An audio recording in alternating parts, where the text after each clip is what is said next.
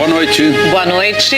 Ataques simultâneos deixam 7 mortos e 4 feridos em Fortaleza. A polícia investiga se os casos têm ligação. A violência volta a fazer vítimas no Rio. 4 mulheres foram baleadas em bairros diferentes. 3 delas morreram. O Ministério do Trabalho afasta da função o jovem de 19 anos que administrava contratos de quase R$500 bilhão. Um monumento ao desperdício. Uma ponte inacabada deixa os moradores praticamente isolados no interior do Piauí. Em dezembro do ano passado, a obra parou. Aí, para ter acesso à ponte, só improvisando. Começa a campanha de vacinação contra o sarampo em Roraima. O estado tem 8 casos da doença confirmados, todos em venezuelanos. A polícia do Ceará procura os criminosos que mataram 7 pessoas e deixaram outras 4 feridas ontem à noite em Fortaleza. Os ataques podem ter relação com o tráfico de drogas e a briga de torcidas. O mesmo bairro, 3 endereços próximos, 7 pessoas mortas. As execuções em série aconteceram no Benfica, bairro universitário próximo ao centro de Fortaleza. Segundo a polícia, os ataques foram feitos por bandidos que estavam em carros diferentes. Este vídeo, gravado pouco tempo antes, mostra como estava a praça onde aconteceram os primeiros ataques. Aqui os criminosos mataram 3 pessoas. Perto da praça, minutos depois, bandidos em um outro carro também mataram 3 pessoas, na sede da torcida uniformizada do Fortaleza. Durante a fuga, eles atiraram em mais 2 pessoas. Uma morreu. A Secretaria de Segurança do Ceará investiga se há relação entre as mortes que aconteceram nas proximidades da sede da torcida uniformizada do Fortaleza e as que aconteceram aqui na praça. Existem 2 linhas de investigação. Os crimes podem ter sido motivados por tráfico de drogas e briga de torcidas rivais. Foi algo bem, digamos assim, direcionado, né, para vítimas direcionadas. Já na outra ocorrência, na próxima sede da TUF, aí já realmente houve um modus operandi diferenciado, foram disparos de forma mais aleatória, sem vítimas precisamente definidas. O Ceará vem enfrentando uma onda de violência. Em janeiro, uma outra chacina deixou 14 pessoas mortas numa casa de forró na periferia de Fortaleza. E na cadeia pública de Itapajé, no norte do estado, uma briga entre facções rivais provocou a morte de 10 presos. Entre as 7 vítimas da chacina de ontem, 3 tinham passagem pela polícia por roubo, posse de droga e associação criminosa. O filho do seu Antônio Carlos era um dos que não tinham antecedentes criminais. Carlos Vitor estava com a camisa do Fortaleza quando foi morto. Tinha um futurão, meu filho, com certeza. Tinha um futurão. O problema dele é que ele gostava do Fortaleza, só isso. Mas não é porque ele gostava que os caras têm direito de tirar a vida dele, não. No Rio, 4 mulheres foram baleadas, 3 morreram. E para tentar conter a violência na Vila Kennedy, zona oeste da cidade, 300 homens das Forças Armadas vão patrulhar a comunidade diariamente. O Exército voltou à comunidade pelo 4º dia seguido. A partir de hoje, as Forças Armadas vão patrulhar diariamente a Vila Kennedy. Serão 300 militares durante o dia. À noite, as tropas deixam a comunidade e fica apenas a Polícia Militar. Na praça principal da Vila Kennedy, moradores passaram o dia reunidos, sem poder trabalhar. Ontem, a Prefeitura do Rio demoliu quiosques de pequenos comerciantes que trabalhavam há anos na comunidade. Depois, o prefeito Marcelo Crivella afirmou que houve uso desproporcional da força. Essa tarde, ele recebeu um grupo de moradores e prometeu reconstruir as barracas. Enquanto as tropas do Exército se revezam com a PM no patrulhamento aqui da Vila Kennedy, outras áreas do Rio ainda enfrentam a violência. Em pouco mais de 24 horas, 3 mulheres foram vítimas de balas perdidas e motoristas ficaram no meio de um arrastão. O assalto foi na rodovia Niterói-Manilha, em São Gonçalo. Os bandidos conseguiram fugir antes da chegada da Polícia Rodoviária Federal. Na Praça Seca, Zona Oeste, a vítima foi uma moradora de 45 anos. Natalina da Conceição levou um tiro na barriga durante um confronto entre PMs e traficantes e não resistiu. Manifestantes fecharam a principal avenida da região para protestar. A polícia militar disse que o tiro foi disparado por um dos bandidos. Na Zona Norte, em Ricardo de Albuquerque, uma tentativa de assalto terminou com outra mulher morta. Janaína da Silva Oliveira, de 27 anos, estava no carro com o marido, um policial militar. Ele reagiu, houve troca de tiros e Janaína foi atingida. A terceira vítima de bala perdida foi Priscila Ferreira Leonídio, de 29 anos. Ela estava no quintal de casa, no bairro Engenho da Rainha, Zona Norte, quando foi atingida no braço, mas já está fora de perigo. No fim da tarde, mais um tiroteio entre PMs e traficantes. Desta vez na Vila Aliança, comunidade vizinha à Vila Kennedy, que também vai receber as tropas do Exército. Fernando dos Santos, de 55 anos, levou um tiro na perna e foi levado para o hospital. A polícia investiga ainda a morte de uma jovem na comunidade. Segundo a PM, Tainá dos Santos Marinho, de 15 anos, foi atingida por um tiro de fuzil disparado pelo próprio namorado, que seria um traficante. São Paulo e Goiás tiveram um sábado de acidentes graves em rodovias. Em Cocalzinho de Goiás, 2 carros bateram de frente na BR-070. 4 pessoas morreram. O vice-prefeito do município e o filho dele ficaram feridos. A polícia está investigando as causas do acidente. Em Boituva, interior de São Paulo, 2 mortos e 5 feridos. Um caminhão não conseguiu frear e arrastou motos e carros. Segundo a polícia, o motorista do caminhão, Davis Dante, estava com a carteira de habilitação cassada. Nos últimos 3 anos, o contrabando causou prejuízos de quase 350 bilhões de reais ao país. Em Mato Grosso do Sul, a entrada desses produtos é pelas cidades que fazem fronteira com a Bolívia e o Paraguai. Os 4 galpões da Receita Federal em Mato Grosso do Sul estão lotados. Aqui tem eletrônicos, cosméticos, pneus. De 2015 a 2017, o prejuízo do país com o contrabando e o descaminho foi estimado em 345 bilhões de reais, o que equivale a 25 anos de arrecadação de Mato Grosso do Sul. O contrabando afeta direto a renda do trabalhador e o contrabando espalha um produto sem a menor qualidade. O galpão mais lotado da Receita em Mato Grosso do Sul é esse aqui de Ponta Porã, na fronteira com o Paraguai. Aqui tem pelo menos 300 milhões de reais em mercadorias apreendidas. E uma chama a atenção, esse carro aqui. Ele foi pego agora, no começo do ano. Para importar legalmente, o dono teria que gastar mais ou menos R$1 milhão. No Paraguai, ele custa cerca de metade disso. Mas como os procedimentos não foram feitos, ele agora está aqui, empoeirando até que a justiça decida o que fazer com ele. O maior volume de contrabando continua sendo o de cigarros. Só este ano, a Polícia Rodoviária Federal em Mato Grosso do Sul flagrou 3 quadrilhas de contrabandistas que tinham sido presas pouco tempo antes. Em um dos caminhões foi encontrado este documento. É uma nota de culpa, um registro da prisão do motorista em 27 de janeiro. Ele voltou para o crime depois de ser solto em poucos dias. Isso, com certeza, causa uma certa sensação de frustração no policial. O projeto de lei aprovado na Câmara endurece as penas para os contrabandistas. Além de perder o veículo e a mercadoria, o juiz vai poder cassar por 5 anos a carteira de habilitação do motorista já na audiência de custódia. Esses motoristas que são aliciados pelo crime, são atraídos para a prática desse crime, no sentido de que eles vão começar a pesar, que a consequência pode ser muito pesada. Afinal de contas, ter uma CNH cassada significa que você está afastado da sua vida profissional, né? Você encerrou ali praticamente a tua carreira como motorista. As empresas que forem flagradas vendendo, transportando, distribuindo ou recebendo mercadorias ilegais podem ter o registro de funcionamento cancelado também por 5 anos. Depois da aprovação pelos deputados, o projeto agora vai ao Senado. Moradores de uma pequena cidade do Piauí estão praticamente isolados. É que a ponte que dá acesso ao município precisa ser concluída.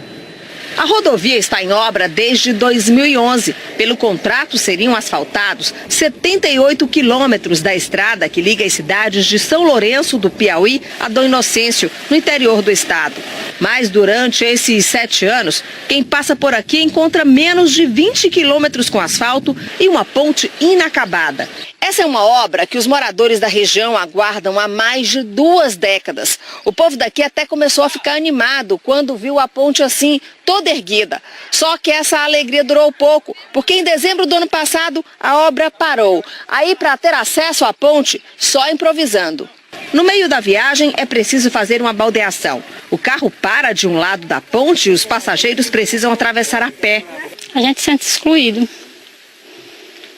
porque começaram essa estrada e não terminaram.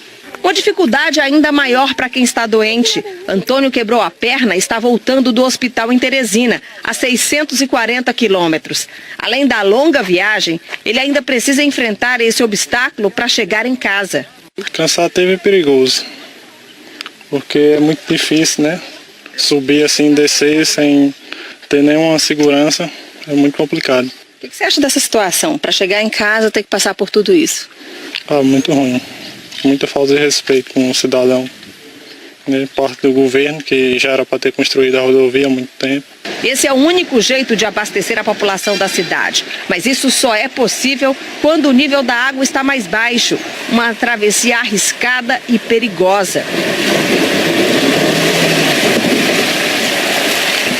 Que a água que aumentar aí, os carros já vão ficar. Nós estamos ilhados. De acordo com o governo, a obra está orçada em 26 milhões de reais. E a última paralisação aconteceu por falta de dinheiro. E ainda não há previsão de quando a estrada vai ser concluída. Sentimos aqui como se fosse mesmo estamos um cantinho do Brasil, do Piauí, que existe, mas ao mesmo tempo esquecido pelos governantes que deixam chegar a esse ponto. E agora, como fica a previsão do tempo? Eliane Marques já está lá. Boa noite para você. E aí, o domingo é para aproveitar? Vai ter sol ou não? Oi, Sandra, boa noite para você, para o Alexandre, boa noite a todos. Olha, vai ser um domingo de muito sol, sim. No sul do país, também aqui em São Paulo, na capital paulista, o sol vai aparecer bem mais que hoje, por isso a temperatura vai disparar, pode chegar aos 31 graus. E essa chuva que a gente vê aqui já é uma chuva bem mais fraca, vem só à tarde e os meteorologistas dizem que para poucos. Já em Curitiba e em Florianópolis, tempo firme o dia inteirinho, calorão de até 34 graus em Floripa, praia garantida. Em Porto Alegre, bem parecido, mas com uma possibilidade, olha, de chuva. Pouca chuva, viu? À noite. O que pode trazer a chuva de volta para o leste do Rio Grande do Sul e também para essa região em verde aqui, perto da fronteira com o Uruguai, é a passagem de uma frente fria. Mas reforçando, os meteorologistas dizem que não vai ser aquela chuvarada. O tempo vai dar uma mudada, mas ainda deve ser uma chuvinha tímida. Já em Belo Horizonte, previsão de mais um dia encharcado. As pancadas de chuva podem vir nos 3 períodos. Em Vitória, pior. São esperados 50 milímetros de chuva, o que é muita coisa para um dia só. Os temporais vão acontecer principalmente no período da manhã e no Rio de Janeiro até tem uma chance de chover a qualquer hora do dia, mas olha, é pouco, viu, Sandra? Só 8 milímetros de chuva aí no Rio amanhã. Eliana, você falou de sudeste, de sul, vamos falar agora centro-oeste, nordeste, norte, como ficam?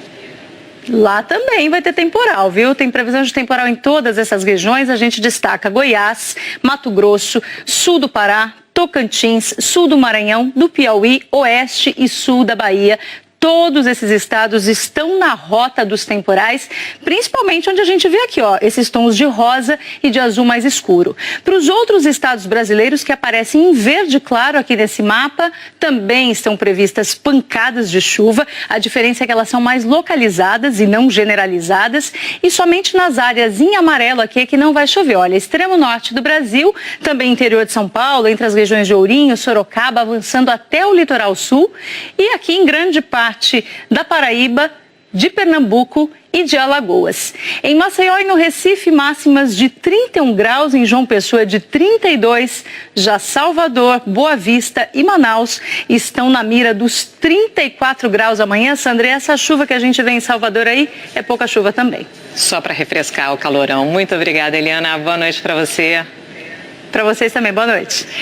A seguir, começa a campanha de vacinação para conter o surto de sarampo em Roraima. Afastado da função, o jovem de 19 anos que administrava contratos milionários no Ministério do... Roraima começou hoje a campanha de vacinação contra o sarampo, que foi antecipada por causa do surto da doença entre venezuelanos que estão no estado. A campanha vai durar um mês com 132 pontos de imunização nos 15 municípios do estado. Em postos de saúde, praças e até nas feiras, tem gente à procura de vacina contra o sarampo em Boa Vista. A venezuelana Franci Pérez trouxe o filho de 7 meses para ficar protegido contra a doença. Ela conta que no país de origem não tinha acesso a vacinas.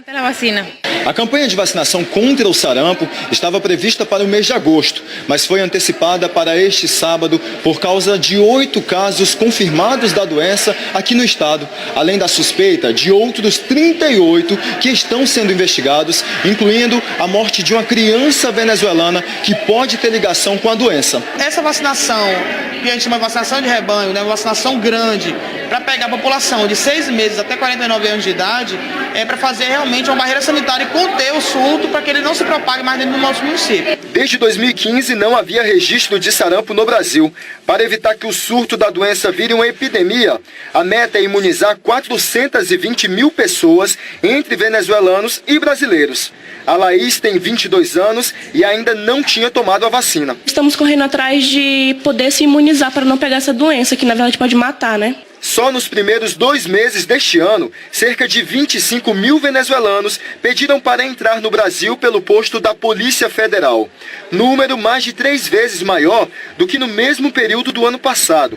Por conta da intensa movimentação, um posto de vacinação improvisado também foi instalado na cidade de Pacaraima, principal porta de entrada dos venezuelanos aqui no Brasil. O Ministério do Trabalho decidiu tirar da função Micael Tavares Medeiros. O rapaz de apenas 19 anos era responsável por autorizar pagamentos milionários. O afastamento de Micael Tavares Medeiros, de 19 anos, veio no mesmo dia em que se tornou pública a informação sobre o papel dele no Ministério e sua relação com o PTB, como revelou o jornal O Globo. Mas Micael vai continuar no Ministério ocupando um cargo comissionado. Ele foi nomeado gestor financeiro da coordenação da área de recursos logísticos no fim de dezembro pelo então secretário executivo do Ministério e atual ministro interino Elton Iomura. Salário de R$ 5.440. O pai de Micael é Cristiomário Medeiros, presidente do PTB de Planaltina de Goiás e aliado do líder do partido na Câmara, o deputado Jovair Arantes, apontado no Ministério do Trabalho como o padrinho político do rapaz. Assim que assumiu o cargo, Micael autorizou pagamentos de 27 milhões de reais para a empresa Business to Technology. Servidores de carreira chegaram a ser afastados das funções porque se recusaram a autorizar os repasses para essa empresa. O responsável pela contratação da Business to Technology foi Leonardo Arantes, sobrinho do deputado Jovair Arantes. A empresa foi contratada para detectar fraudes no seguro-desemprego. Em 2016, quando o PTB assumiu o comando do Ministério do Trabalho, a empresa teve um salto no faturamento. Recebeu quase 40 milhões de reais em contratos, sendo a metade do Ministério. No ano passado, a Controladoria Geral da União recomendou que a Business to Technology e os responsáveis pelo contrato no Ministério do Trabalho devolvessem 4 milhões e 600 mil reais por causa de sobrepreço nos serviços. O deputado Jovair Arantes disse que Micael Medeiros foi indicação do partido. A empresa Business to Technology declarou que nenhum dos seus dirigentes conhece Micael Medeiros e que os pagamentos do Ministério do Trabalho atenderam à determinação da Advocacia Geral da União e à recomendação do Tribunal de Contas da União. A AGU disse que não deu nenhum aval. Nós não conseguimos contato com Micael Tavares Medeiros. O presidente Michel Temer se reuniu hoje com a presidente do Supremo Tribunal Federal, ministra Carmen Lúcia. O encontro aconteceu 2 dias depois do presidente ter encaminhado uma carta para a Procuradora-Geral da República, Raquel Dodge, com pareceres contrários à inclusão do nome dele no inquérito que apura se houve repasses ilegais da Odebrecht para o MDB. O pedido partiu do presidente Temer. Durante a semana, por telefone, ele acertou um encontro, que não estava na agenda oficial. Os dois se reuniram na casa da presidente do Supremo, em Brasília. Na saída, em rápida conversa com jornalistas, o presidente disse que conversaram sobre a segurança pública no país e a intervenção federal no Rio de Janeiro. Temer afirmou que a ministra Carmen Lúcia dará enorme contribuição na discussão com o recém-criado Ministério da Segurança Pública. Assessores do presidente afirmam que Temer quer uma reaproximação com a ministra Carmen Lúcia no momento em que ele enfrenta desgastes na corte.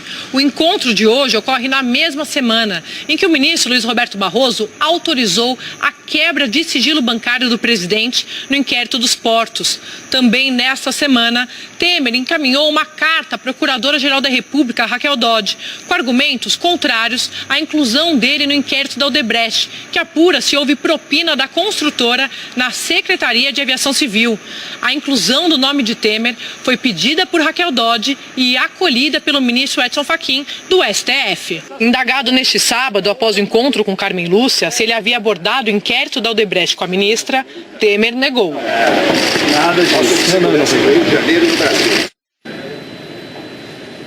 O empresário Joesley Batista e o ex-executivo da JF, Ricardo Saldi, passaram a primeira noite em casa. Eles foram soltos ontem por determinação da 12ª Vara da Justiça Federal em Brasília. Joesley deixou a carceragem da Polícia Federal em São Paulo. Ele é investigado no inquérito que apura se omitiu informações no acordo de delação premiada. Ricardo Saldi foi solto 1 hora antes em Brasília. Joesley e Ricardo vão ter os passaportes retidos. Joesley terá que usar tornozeleira eletrônica, mas a Justiça Federal em São Paulo não tem o equipamento. Por enquanto, Joesley terá que se apresentar à Justiça toda semana. Em São Paulo, o PSOL lançou a pré-candidatura à presidência da República do coordenador do Movimento dos Trabalhadores Sem Teto, Guilherme Boulos. Boulos disse que terá como foco o combate a privilégios e desigualdades. Para isso, ele defendeu, entre outras medidas, a adoção de uma reforma tributária profunda. O sentido dessa nossa candidatura é fazer alguns enfrentamentos, colocar o dedo na ferida em alguns grandes temas que estão pendentes para o povo brasileiro há mais de 500 anos. Essa candidatura será uma candidatura de combate aos privilégios e à desigualdade, que vai propor medidas como uma reforma tributária profunda, como um enfrentamento à farra dos bancos, com o Estado, na verdade, que é um Robin Hood ao contrário.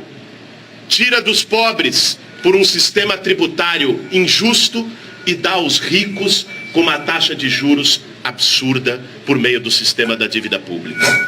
O presidente americano Donald Trump falou hoje com os líderes da China e do Japão sobre o encontro marcado com o ditador norte-coreano Kim Jong-un. A gente vai conversar agora com o Jorge Pontual, que está em Nova York. Pontual, primeiro havia certa cautela, agora parece que há uma decisão. Qual é a posição do presidente dos Estados Unidos? Boa noite a todos. Olha, hoje Trump mandou mensagens por uma rede social e se disse entusiasmado com esse encontro. Ele fez questão de dizer que a reunião está confirmada. Ontem, parte da imprensa americana chegou a levantar dúvidas. Trump escreveu que o primeiro-ministro do Japão também está animado e que o presidente da China agradeceu a ele por ter tomado o caminho da diplomacia. Em outra mensagem, o presidente americano lembrou que a Coreia do Norte não testa mísseis desde novembro do ano passado. E ele acredita na promessa de Kim Jong-un de não fazer novos testes durante as negociações. Trump não colocou nenhuma pré-condição para que aconteça esse encontro previsto para maio. O local ainda não foi definido, mas é provável que seja em Pequim. O mundo respira aliviado com a perspectiva de solução para uma ameaça de guerra que parecia cada vez mais concreta. Alexandre, Sandra. Obrigado, Jorge. Boa noite. Um projeto está recuperando nascentes numa das principais bacias hidrográficas do Brasil, em Goiás. A iniciativa da Delegacia de Meio Ambiente vem tendo o apoio também de fazendeiros da região. Tem água limpinha brotando no cerrado. Essa nascente fica numa propriedade rural em Goiânia. A água só voltou a aparecer aqui porque o fazendeiro cercou a área. 3 anos atrás, o Jornal Nacional veio até a fazenda para mostrar o trabalho que estava bem no começo. O gado passava por aqui e estava aterrando a nascente. Fazer a cerca foi o acordo entre o produtor e a polícia, para que o caso não fosse parar na justiça. O investimento, eu diria que beira o irrisório, né? Que não chegou a R$500, incluindo mão de obra. Então é uma coisa que vale a pena a gente investir, né? Porque isso aqui é para o futuro, não é, digamos, para nós usarmos agora, é para o futuro, né? Quando o trabalho da Delegacia de Meio Ambiente começou 2 décadas atrás, a situação era preocupante. Os policiais encontravam erosões, lixo jogado pela população e muito desmatamento. Essas fotos são de 2002. Mostram a devastação. 14 anos depois, uma nova floresta encheu de verde o que parecia deserto. Bastou cercar a propriedade e dar uma forcinha para a natureza, plantando as mudas. São milhares de nascentes recuperadas em Goiás, mas muitas outras precisam ser salvas. Quanto que vale uma nascente recuperada? Não tem preço. Isso é vida. Esse trabalho de recuperar e proteger as nascentes é muito importante em todo o Brasil e em especial aqui no Cerrado. Isso porque o bioma abriga 8 das 12 regiões hidrográficas brasileiras. É por isso que os especialistas dizem que o Cerrado é o berço das águas. E se seca a fonte aqui, muitos estados poderão sofrer com a escassez. A crise hídrica já é uma realidade. Nos últimos anos, brasileiros de vários estados conviveram com torneiras sem nenhuma gota d'água. Lícia é coordenadora de uma ONG que atua na conservação do meio ambiente em mais de 70 países. Aqui no Brasil, o desafio é garantir água potável em 12 regiões metropolitanas, onde vivem 35% da população brasileira. Em 6 delas, o trabalho já começou. Até agora foram investidos R$200 milhões, o equivalente a 30 mil campos de futebol foram replantados com mudas nativas. A gente trabalhar numa solução de melhoria, em que a gente vai ter a nossa poupança, a nossa nascente, sempre lá preservada e gerando água. Então a gente vai saber aonde buscar a solução, aonde está a solução para as nossas faltas de água nas cidades. Crianças e adultos embarcaram numa aventura espacial num evento promovido pela NASA, no Rio de Janeiro. 3, 2, 1... A plateia comemora como se estivesse no centro de controle da NASA. Mas o engenheiro da Agência Espacial Americana não veio até aqui para falar só de foguetes. Do your best. Faça o seu melhor. Enjoy what you do. Ame o que faça. Believe in yourself. E acredite em si mesmo. O dia da NASA é sobre sonhos. Sem eles, o homem não teria chegado à Lua. E nem estes talentosos estudantes brasileiros estariam exibindo as suas invenções. Agora, neste momento, 2 robôs lançados pela NASA estão percorrendo a superfície do planeta Marte. Enquanto isso, aqui no Brasil, crianças do Rio de Janeiro e de mais 4 cidades estão tendo essa experiência, pilotando robôs neste cenário que simula uma missão espacial. Com apenas 7 anos de idade, o João Paulo já sabe o que é sonhar alto e vencer. Escreveu 2 livros, ganhou um prêmio e o convite para fazer uma palestra na sede da NASA nos Estados Unidos. Está focado no futuro, que já começou a planejar. Eu queria ser engenheiro espacial, construir mais estações espaciais. Somente hoje nos Estados Unidos nós temos 8 milhões de vagas relacionadas à área de tecnologia e ciências. Ou seja, você tem hoje aqui no Brasil a capacidade de o quê? De mostrar para essa criançada, mostrar para essa galera que se eles continuarem estudando, forem bem na escola e se dedicarem para certas matérias, o emprego praticamente é garantido nessa área. E uma grande maravilha, a criança brasileira ela é muito esperta, ela é muito ágil, ela sabe se defender muito bem. São as características para o programa espacial. Os cientistas da Agência Espacial Americana acreditam que esta galerinha será testemunha da chegada do homem a Marte. Ele diz que isso vai acontecer daqui 25 anos e que estas crianças serão mais do que espectadores. Vão participar desta conquista. So they might be part of it.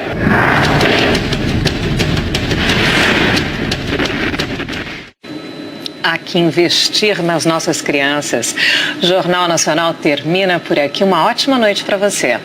Boa noite e aproveite o domingo. Atrás, a situação era preocupante. Os policiais encontravam erosões, lixo jogado pela população e muito desmatamento.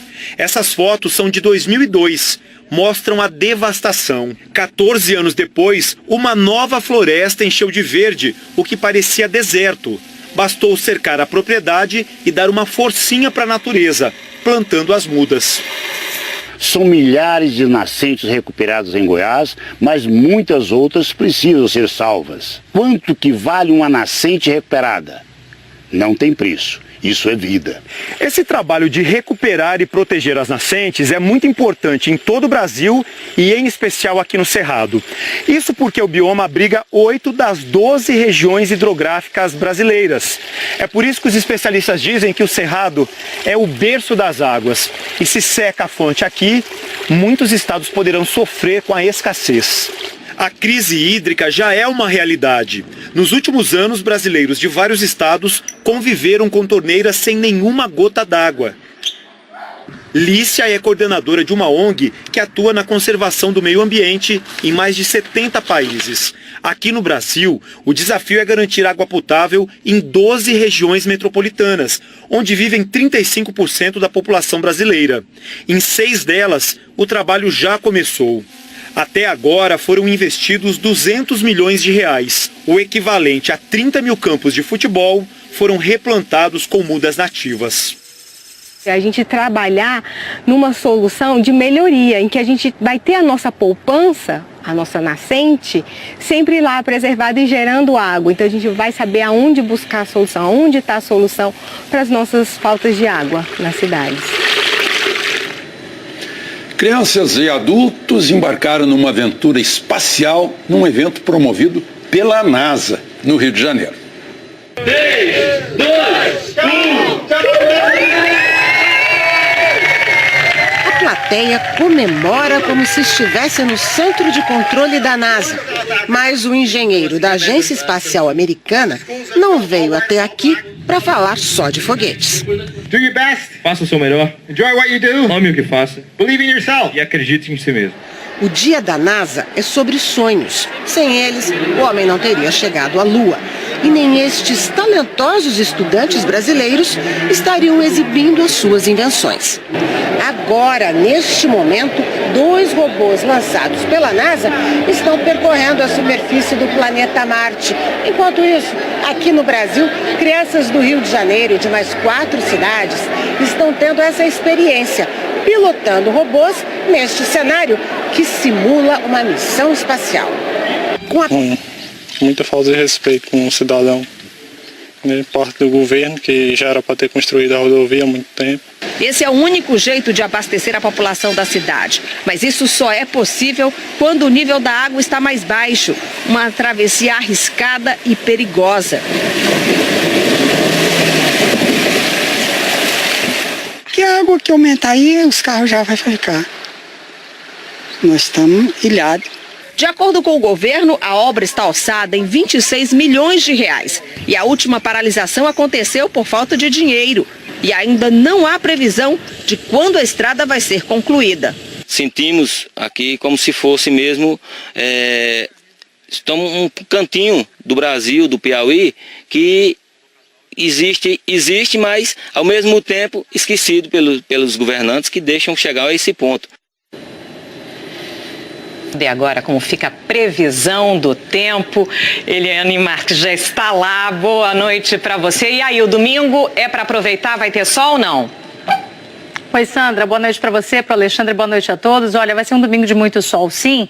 No sul do país, também aqui em São Paulo, na capital paulista, o sol vai aparecer bem mais que hoje, por isso a temperatura vai disparar, pode chegar aos 31 graus. E essa chuva que a gente vê aqui já é uma chuva bem mais fraca, vem só à tarde e os meteorologistas dizem que para poucos. Já em Curitiba e em Florianópolis, tempo firme o dia inteirinho, calorão de até 34 graus em Floripa, praia garantida. Em Porto Alegre, bem parecido, mas com uma possibilidade, olha, de chuva Pouca chuva, viu? À noite.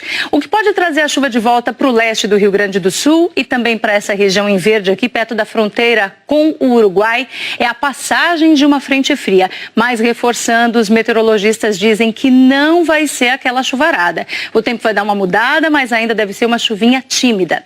Já em Belo Horizonte, previsão de mais um dia encharcado. As pancadas de chuva podem vir nos 3 períodos. Em Vitória, pior. São esperados 50 milímetros de chuva, o que é muita coisa para um dia só.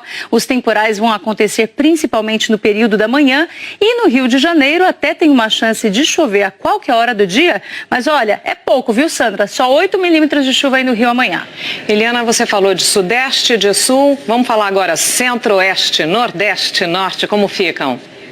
Lá também vai ter temporal, viu? Tem previsão de temporal em todas essas regiões. A gente destaca Goiás, Mato Grosso, sul do Pará, Tocantins, sul do Maranhão, do Piauí, oeste e sul da Bahia.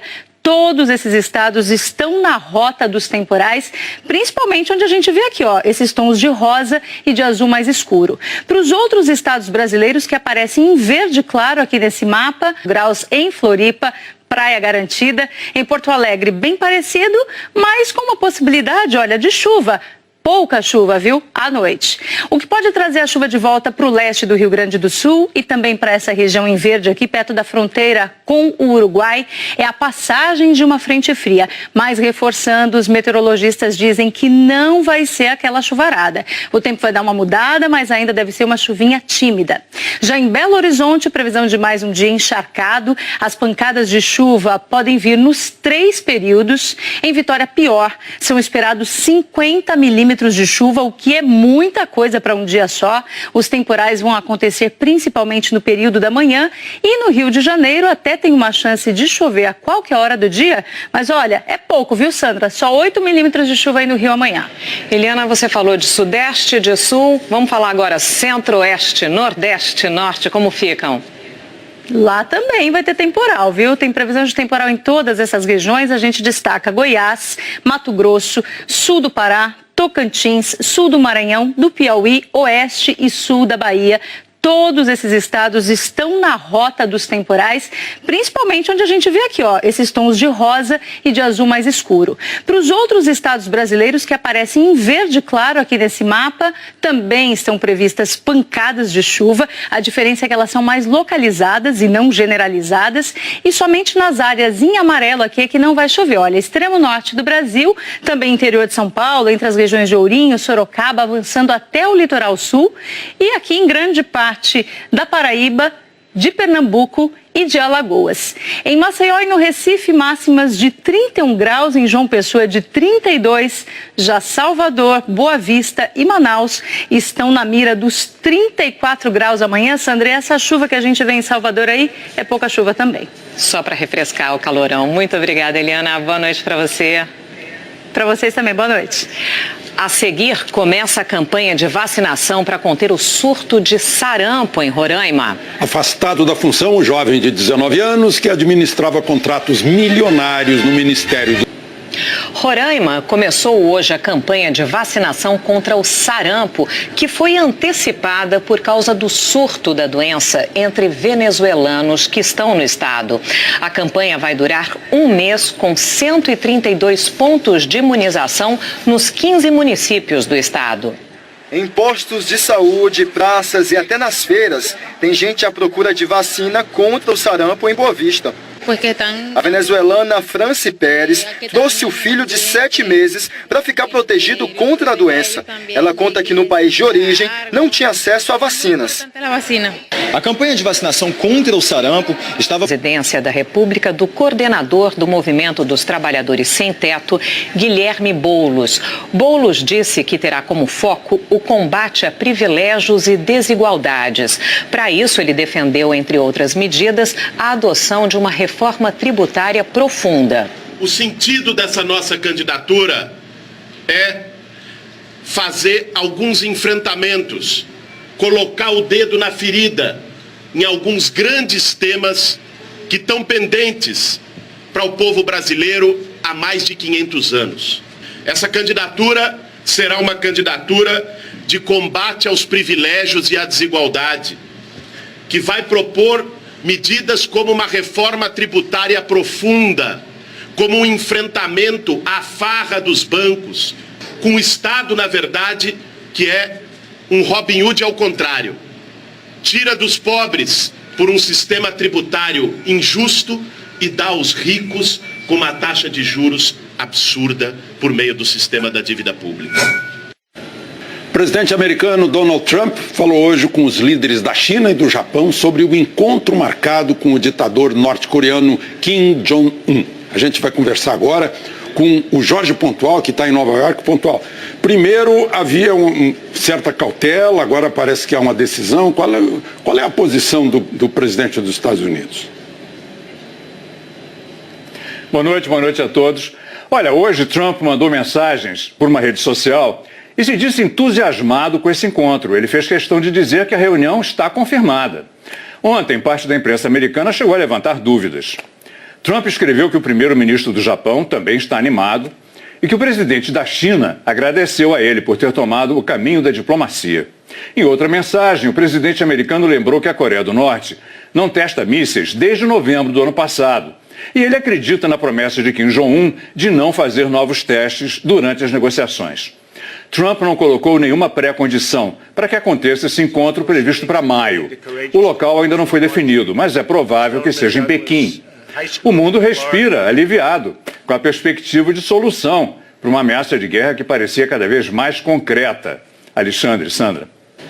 Obrigado, Jorge. Boa noite.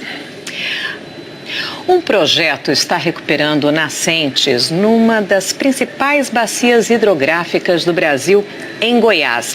A iniciativa da Delegacia de Meio Ambiente vem tendo o apoio também de fazendeiros da região. Tem água limpinha brotando no cerrado. Essa nascente fica numa propriedade rural em Goiânia. A água só voltou a aparecer aqui porque o fazendeiro cercou a área. 3 anos atrás, o Jornal Nacional veio até a fazenda para mostrar o trabalho que estava bem no começo, que atua na conservação do meio ambiente em mais de 70 países. Aqui no Brasil, o desafio é garantir água potável em 12 regiões metropolitanas, onde vivem 35% da população brasileira. Em 6 delas, o trabalho já começou.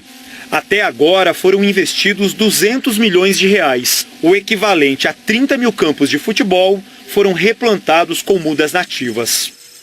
A gente trabalhar numa solução de melhoria, em que a gente vai ter a nossa poupança, a nossa nascente, sempre lá preservada e gerando água. Então a gente vai saber aonde buscar a solução, aonde está a solução para as nossas faltas de água nas cidades. Crianças e adultos embarcaram numa aventura espacial num evento promovido pela NASA, no Rio de Janeiro. 3, 2, 1... A plateia comemora como se estivesse no centro de controle da NASA. Mas o engenheiro da Agência Espacial Americana não veio até aqui para falar só de foguetes. Do your best. Faça o seu melhor. Enjoy what you do. Ame o que faça. Believe in yourself. E acredite em si mesmo. O dia da NASA é sobre sonhos. Sem eles, o homem não teria chegado à Lua. E nem estes talentosos estudantes brasileiros estariam exibindo as suas invenções. Agora, neste momento, 2 robôs lançados pela NASA estão percorrendo a superfície do planeta Marte. Enquanto isso, aqui no Brasil, crianças do Rio de Janeiro e de mais 4 cidades estão tendo essa experiência, pilotando robôs neste cenário que simula uma missão espacial.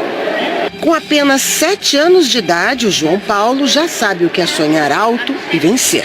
Escreveu 2 livros, ganhou um prêmio e o convite para fazer uma palestra na sede da NASA nos Estados Unidos. Está focado no futuro, que já começou a planejar. Eu queria ser engenheiro espacial, construir mais estações espaciais. Somente hoje nos Estados Unidos nós temos 8 milhões de vagas relacionadas à área de tecnologia e ciências. Ou seja, você tem hoje aqui no Brasil a capacidade de o quê? De mostrar para essa criançada, mostrar para essa galera que se eles continuarem estudando, forem bem na escola e se dedicarem para certas matérias, o emprego praticamente é garantido nessa área. E uma grande maravilha, a criança brasileira ela é muito esperta. ela é muito ágil, ela sabe se defender muito bem. São as características para o programa espacial. Os cientistas da Agência Espacial Americana acreditam que esta galerinha será testemunha da chegada do homem a Marte. Ele diz que isso vai acontecer daqui 25 anos e que estas crianças serão mais do que espectadores. Vão participar desta conquista. Mas Michael vai continuar no ministério ocupando um cargo comissionado. Ele foi nomeado gestor financeiro da coordenação da área de recursos logísticos no fim de dezembro pelo então secretário executivo do ministério e atual ministro interino Elton Iomura. Salário de R$ 5.440. O pai de Michael é Cristiomário Medeiros, presidente do PTB de Planaltina de Goiás e aliado do líder do partido na Câmara, o deputado Jovair Arantes, apontado no Ministério do Trabalho como o padrinho político do rapaz. Assim que assumiu o cargo, Michael autorizou pagamentos de R$ 27 milhões para a empresa Business to Technology. Servidores de carreira chegaram a ser afastados das funções porque se recusaram a autorizar os repasses para essa empresa. O responsável pela contratação da Business to Technology foi Leonardo Arantes, sobrinho do deputado Jovair Arantes. A empresa foi contratada para detectar fraudes no seguro-desemprego. Em 2016, quando o PTB assumiu o comando do Ministério do Trabalho, a empresa teve um salto no faturamento. Recebeu quase R$ 40 milhões em contratos, sendo a metade do Ministério. No ano passado, a Controladoria Geral da União recomendou que a Business to Technology e os responsáveis pelo contrato no Ministério do Trabalho devolvessem R$ 4.600.000 por causa de sobrepreço nos serviços. O deputado Jovair Arantes disse que Michael Medeiros foi indicação do partido. A empresa Business to Technology declarou que nenhum dos seus dirigentes conhece Michael Medeiros e que os pagamentos do Ministério do Trabalho atenderam à determinação da Advocacia Geral da União e à recomendação do Tribunal de Contas da União. A AGU disse que não deu nenhum aval. Nós não conseguimos contato com Michael Tavares Medeiros. O presidente Michel Temer se reuniu hoje com a presidente do Supremo Tribunal Federal, ministra Carmen Lúcia. O encontro aconteceu 2 dias depois do presidente ter encaminhado uma carta para a Procuradora-Geral da República, Raquel Dodge, com pareceres contrários à inclusão do nome dele no inquérito que apura se houve repasses ilegais da Odebrecht para o MDB. O pedido partiu do presidente Temer. Durante a semana, por telefone, ele acertou um encontro, que não estava na agenda oficial. Os dois se reuniram na casa da presidente do Supremo, em Brasília. Na saída, em rápida conversa com jornalistas, o presidente disse que conversaram sobre a segurança pública no país e a intervenção federal no Rio de Janeiro. Temer afirmou que a ministra Carmen Lúcia dará enorme contribuição na discussão com o recém-criado Ministério da Segurança Pública. Assessores do presidente afirmam que Temer quer uma reaproximação com a ministra Carmen Lúcia no momento de trazer a chuva de volta para o leste do Rio Grande do Sul e também para essa região em verde aqui perto da fronteira com o Uruguai é a passagem de uma frente fria. Mas reforçando, os meteorologistas dizem que não vai ser aquela chuvarada. O tempo vai dar uma mudada, mas ainda deve ser uma chuvinha tímida. Já em Belo Horizonte, previsão de mais um dia encharcado. As pancadas de chuva podem vir nos 3 períodos. Em Vitória, pior. São esperados 50 milímetros de chuva, o que é muita coisa para um dia só. Os temporais vão acontecer principalmente no período da manhã e no Rio de Janeiro até tem uma chance de chover a qualquer hora do dia. Mas olha, é pouco, viu, Sandra? Só 8 milímetros de chuva aí no Rio amanhã. Eliana, você falou de sudeste, de sul. Vamos falar agora centro-oeste, nordeste, norte. Como ficam? Lá também vai ter temporal, viu? Tem previsão de temporal em todas essas regiões. A gente destaca Goiás, Mato Grosso, sul do Pará, Tocantins, sul do Maranhão, do Piauí, oeste e sul da Bahia. Todos esses estados estão na rota dos temporais, principalmente onde a gente vê aqui, ó, esses tons de rosa e de azul mais escuro. Para os outros estados brasileiros que aparecem em verde claro aqui nesse mapa, também estão previstas pancadas de chuva. A diferença é que elas são mais localizadas e não generalizadas. E somente nas áreas em amarelo aqui é que não vai chover. Olha, extremo norte do Brasil, também interior de São Paulo, entre as regiões de Ourinho, Sorocaba, avançando até o litoral sul. E aqui em grande parte da Paraíba de Pernambuco e de Alagoas. Em Maceió e no Recife, máximas de 31 graus, em João Pessoa de 32, já Salvador, Boa Vista e Manaus estão na mira dos 34 graus amanhã. Sandra, essa chuva que a gente vê em Salvador aí é pouca chuva também. Só para refrescar o calorão. Muito obrigada, Eliana. Boa noite para você. Para vocês também, boa noite. A seguir, começa a campanha de vacinação para conter o surto de sarampo em Roraima. Afastado da função, o jovem de 19 anos que administrava contratos milionários no Ministério do... Roraima começou hoje a campanha de vacinação contra o sarampo, que foi antecipada por causa do surto da doença entre venezuelanos que estão no estado. A campanha vai durar um mês com 132 pontos de imunização nos 15 municípios do estado. Em postos de saúde, praças e até nas feiras, tem gente à procura de vacina contra o sarampo em Boa Vista. A venezuelana Franci Pérez trouxe o filho de 7 meses para ficar protegido contra a doença. Ela conta que no país de origem não tinha acesso a vacinas. A campanha de vacinação contra o sarampo estava prevista para o mês de agosto, mas foi antecipada para este sábado por causa de 8 casos confirmados da doença aqui no estado, além da suspeita de outros